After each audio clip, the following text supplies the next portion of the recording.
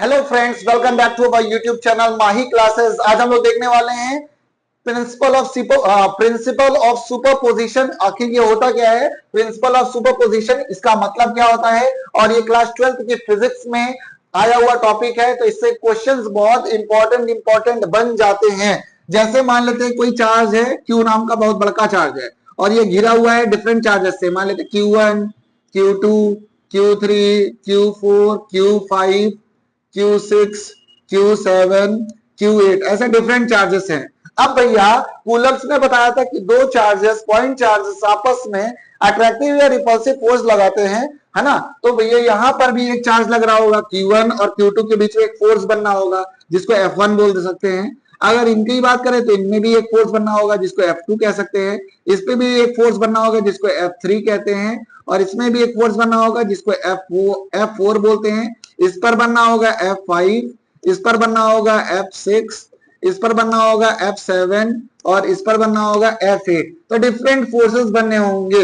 लेकिन एक बात आपको याद रखनी है, अगर इन दोनों का फोर्स जब आप निकालोगे F1 का, तो जो फालतू के चार्ज है, जो एक्स्ट्रा चार्जेस है, उस पर वो इस पर कोई इफेक्ट नहीं डालेंगे। कुल मिला के बात यही है।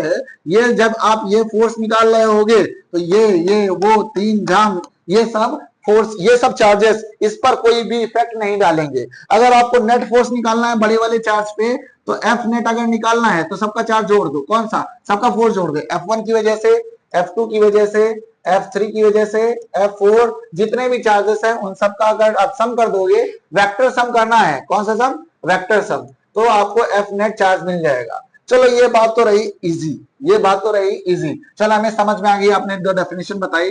लेकिन हम क्वेश्चन कैसे करेंगे? तो आपसे क्वेश्चन कैसे दिया जाएगा?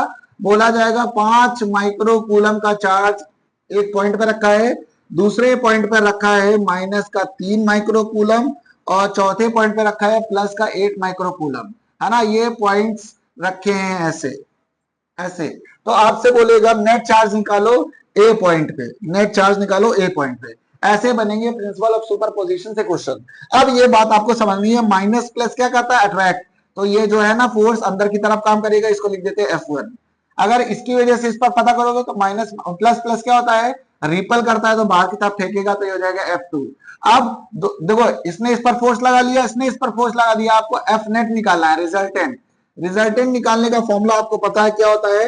एफ रिजल्टेंट निकालना है तो अंडर रूट किसका? F1 का स्क्वायर, F2 का स्क्वायर और F2 F1 F2 का मल्टीप्लाई और कॉस थीटा। जो एंगल होगा वो लगा देना है, आपको तुरंत आंसर मिल जाएगा। बहुत इंपॉर्टेंट क्वेश्चन है, इसको याद रखना है। मिलते हैं नेक्स्ट वीडियो में, तब तक जय हिंद जय भारत।